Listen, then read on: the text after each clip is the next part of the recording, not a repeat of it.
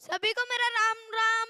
राजस्थान के सभी साथियों के लिए ये बहुत बढ़िया है कि रा- आज हम क्या लेके आए हैं, देखते हैं। मैं क्या बताऊं, देखते हैं। राजस्थान सामान्य सामान्य प्रश्न। राजस्थान राजस्थान के सामान्य प्रश्न देखते हैं। देखो तो, मैं क्या बताऊं। पहला प्रश्न क्या है, राजस्थान से रिलेटेड ही है। चौहानों ने राजस्थान के किस क्षेत्र क्षेत्र पर शासन किया था? किया है नहीं, अभी तो है ही नहीं, शासन किया था। अजमेर, रणथंभौर या कोटा बूंदी?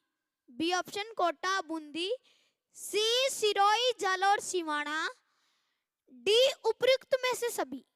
मैं बता सकता हूं, ये मैंने क्या कर रखा है, ये मैंने क्रोम पे खोल रखा है। ठीक है, देखते हैं आंसर। पूरा शो आंसर पे करोगे ना, पूरी डिटेल मिल जाएगी। देखते हैं।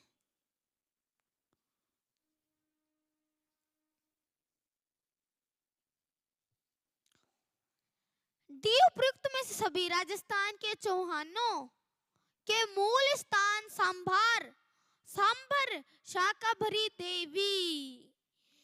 देवी तीर्थ को की नानी देवयानी तीर्थ के अस्पताल वाला क्षेत्र माना जाता है, माना जाता है, गलती से बोल दिया है। ठीक है, ये सबसे ज्यादा इंपॉर्टेंट होता है। इस क्षेत्र को संबंधशल का अर्थ 100 लाख गांवों का समूह है के नाम से जानते हैं।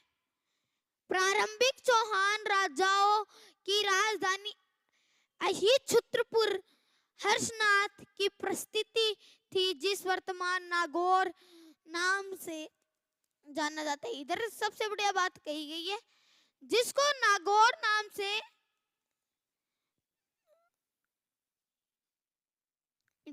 नागौर नाम से जाना जाता है। अंडरलाइन कर ले, जिसको नागौर नाम से जाना जाता है। अगला प्रश्न देखिए, इसमें कुछ पढ़ने में दिक्कत भी हुई होगी। दूसरा प्रश्न क्या है, राजस्थान गठन के संबंधित निम्नलिखित कौन सा युग्म असत्य है? चरण के गठन की तिथि। पहला चरण 18 मार्च 1948, दूसरा चरण 25 मार्च 1948, भी बता रहा हूँ।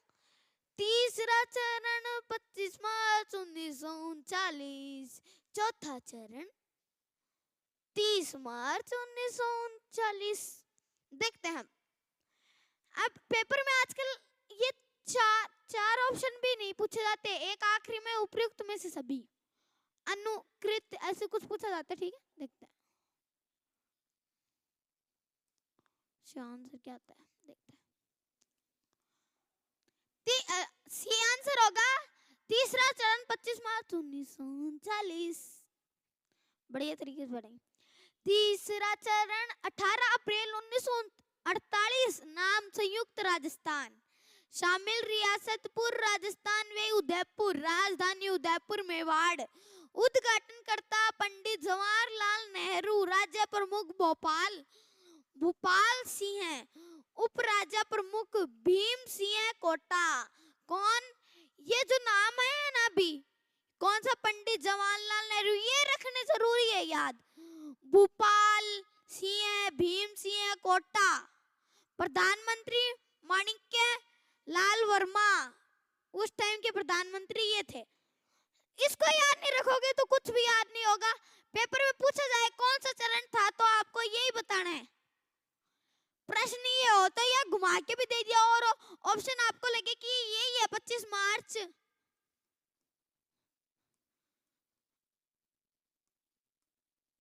तो यही करना है, दूसरा करना ही नहीं है। ठीक है, चले अब आगे।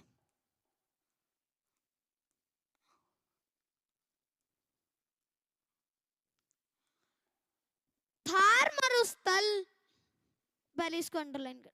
थार मरुस्थल मालुका स्तूपों के बीच कहीं कहीं निम्न भूमि मिलती है। कौन सी भूमि मिलती है? निम्न भूमि मिलती है, जिससे वर्षा का जल भर जाने से अस्थायी झीलों को निर्माण होता है। इन्हें कहते हैं, क्या कहते हैं? नाड़ा। ऑप्शन नंबर ए नाड़ा, रन बी रन, सी जिहड़, डी लूह झील। देखते हैं क्या कहते हैं इसको।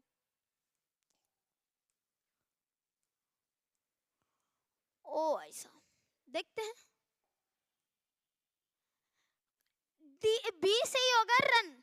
इस संपूर्ण मरुस्थल में बालू का स्तूप, ये सबसे ज्यादा याद रखने वाली चीज है, बालू का स्तूप, ठीक है, के बीच में कहीं कहीं निम्न भूमि मिलती है। क्या मिलती है? निम्न भूमि मिलती है, जिसमें वर्षा का जल भर जाने से अस्थायी झीलों और दलदली भूमि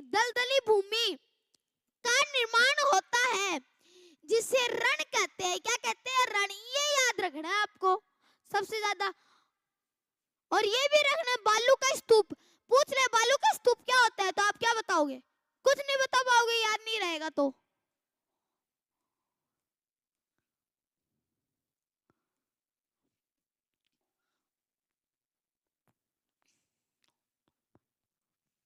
चार नंबर प्रश्न, काली दोमट मिट्टी राजस्थान के किन जिले में पाई जाती है?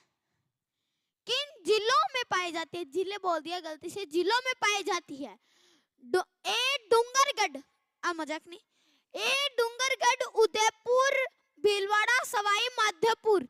बी उदयपुर, चित्तौड़गढ़, डूंगरगढ़, बांसवाड़ा। सी भरतपुर, बूंदी, कोटा, सवाई माधोपुर। डी भरतपुर, अलवर, धौलपुर, जयपुर। देखते हैं क्या आंसर है इसका। आपके हिसाब से तो मेरे को ये लग रहा है, मेरे साइड में जो मतलब सामने जो बैठे हैं वो बता रहे हैं बी, तो बी सही है। चलो देखते हैं क्यों सही है क्यों नहीं है।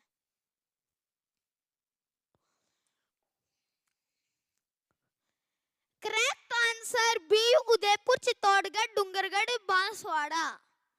काली दोमट मिट्टी, ये नाम याद रख लेना, पेपर में कई बार पूछा गया है। काली दोमट मिट्टी राजस्थान के उदयपुर, अंडरलाइन कर लो, उदयपुर, चित्तौड़गढ़, डूंगरगढ़ तथा बांसवाड़ा जिले में पाई जाती है।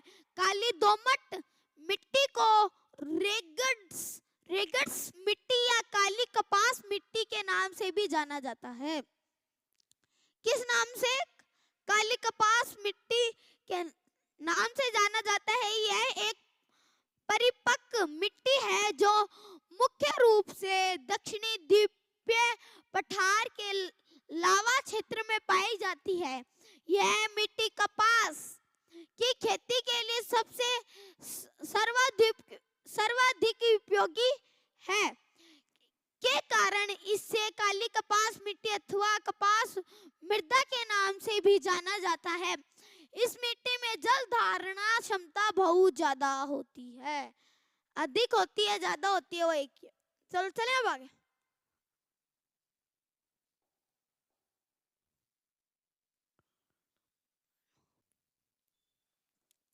क्या है? माही नदी किन राज्यों में बहती है? ए राजस्थान, उत्तर प्रदेश, गुजरात। बी उत्तर प्रदेश, राजस्थान, पंजाब। सी मध्य प्रदेश, राजस्थान, गुजरात। राजस्थान नहीं हटेगा किधर से भी। हरियाणा, राजस्थान, उत्तर प्रदेश, मध्य प्रदेश। मेरे सामने जो बैठे हैं वो बोल रहे हैं सी होगा। देखते हैं अब। भाई क्या बोल रहे हो तुम? ऐसे सी होता जा रहा है, ये थोड़ी होता। ये तो मेरे को भी नहीं पता था। Correct answer Madhya Pradesh, Rajasthan, Gujarat. मध्य प्रदेश से निकल के राजस्थान आती है, राजस्थान से गुजरात जाती है माही नदी। माही नदी मध्य प्रदेश गुजरात, अंडरलाइन कर लो, माही नदी मध्य प्रदेश राजस्थान गुजरात में बहती है। माही नदी भारत की एक प्रमुख नदी है, ये भी अंडरलाइन कर लो। माही नदी उद्गम मध्य प्रदेश की धार जिले के संपीन मिंडा ग्राम की विंध्याचल पर्वत श्रेणी से हुआ है। यह दक्षिणी अरावली में जयसमंद झील के प्रारंभ होती है। यह मध्य प्रदेश की झाबुआ और रतलामा जिलों तथा गुजरात राज्य से होती है। हुई खबात की खाड़ी द्वारा अरब सागर में गिरती है। इसकी कुल लंबाई 472 किलोमीटर है। यह भारत की एकमात्र नदी है जो कर्क रेखा को 2 बार काटती है। ये तो सबसे जरूरी है, जो कर्क रेखा को 2 भागों में काटती है। प्रश्न ये भी आ सकता है,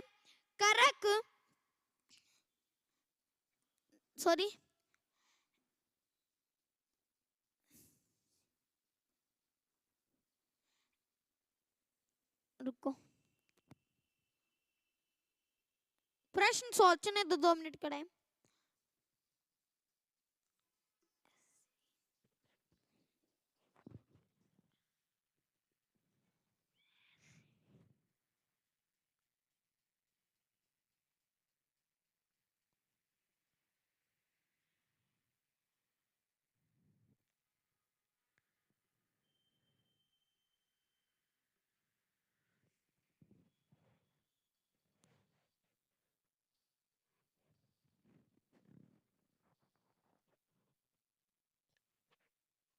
सोच लिया प्रश्न?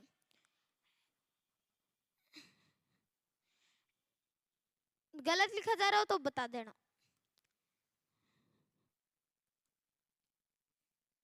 लिखा ही नहीं अभी तक तो कुछ बताओगे। ऐसी कौन सी नदी है जो कर्क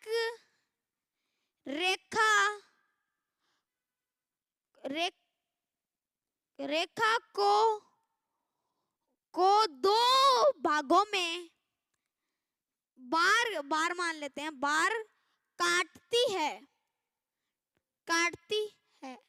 बताइए। तो ऐसी कौन सी नदी है जो कर्क रेखा को 2 बार काटती है? तो इसमें सीधी सी बात, सोचने की जरूरत ही नहीं है। भारत के अंदर से एक ही नदी है जो माही नदी है, जिसे माही नदी भारत की एक प्रमुख नदी है। ठीक है, चलें आगे।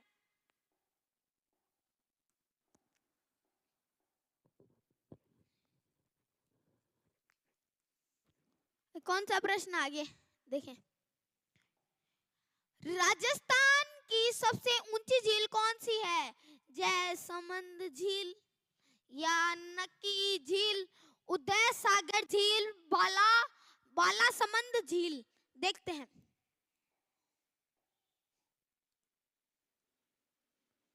कौन सी है।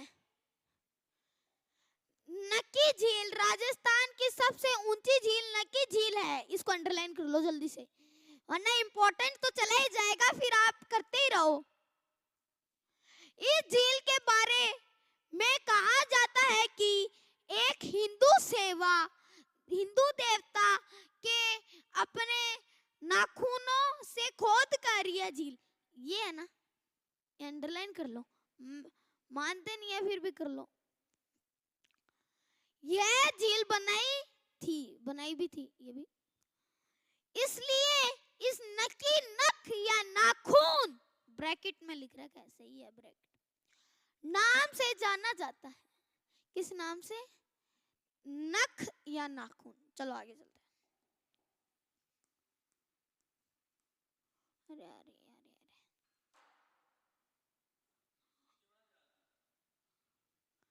कुछ ना, कुछ ना। राजस्थान के संघनय वनों का मुख्यतः विस्तार किस क्षेत्र में है? किस क्षेत्र में है ये पूछा गया, किस क्षेत्र में था ये नहीं पूछा गया।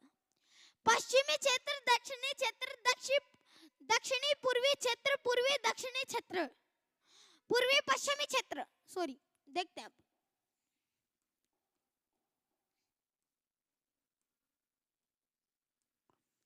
राजस्थान के संघनय वनों का मुख्यतः विस्तार दक्षिणी पूर्वी क्षेत्र में है। मेरा गला खराब हो रखा है, टोन्स हो रही है, कभी अपन टोन्स के बारे में बातें करें। राजस्थान में कितना प्रतिशत आरक्षित वन क्षेत्र है? 55, 19, 29.26, 19.19, 40.9 हो सकता है इसका आंसर। ये बता रहे हैं सामने वाले, मेरे को कुछ नहीं आता।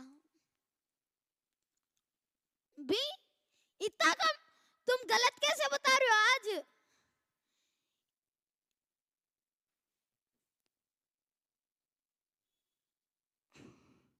क्या है अभी ये देखते हैं। राजस्थान में 39.26% आरक्षित वन क्षेत्र है। राजस्थान का वन क्षेत्र विस्तृत देश का 9वां स्थान, भारत में सबसे ज्यादा वन मध्य प्रदेश और सबसे कम वन में हरियाणा है। टाइगर मैन ऑफ इंडिया के नाम से किसे जाना जाता है? किसे जाना जाता है? 10 प्रश्न करेंगे आज के लिए, बहुत है। मुकेश बावरगवर, अमरावती, कैलाश सांगला, नाम बहुत सुना है कैलाश सांगला का, पढ़ लेते भी यहाँ। चलो, टाइगर मैन ऑफ इंडिया के नाम से कैलाश सांगला को जाना जाता है। कैलाश सांगला एक भारत प्रकृतिवादी और संरक्षणवादी थे। यह दिल्ली जूलॉजिकल पार्क निर्देशक और राजस्थान के चीफ वन्य वंड थे। यह क्या थे? यह बाघों के संरक्षण के लिए काफी लोकप्रिय हुए हैं। इन्हें भारत टाइगर मैन के रूप में भी जाना जाता है। 1983 में भारत स्थापित एक संरक्षण कार्यक्रम प्रोजेक्ट टाइगर के गठन में शामिल थे। चलो अब आगे प्रश्न। राजस्थान में वानिक विकास परियोजना कब शुरू हुई? सी 1985। राजस्थान, मेरा गला दुख रहा है, जल्दी जल्दी कर रहा हूँ। राजस्थान में वानिक विकास परियोजना 1955 1995 में शुरू की गई। वानिक विकास परियोजना निर्धारित लक्ष्यों को निश्चित समयावधि में प्राप्त किया जाना परियोजना की सफलता को घोषता है।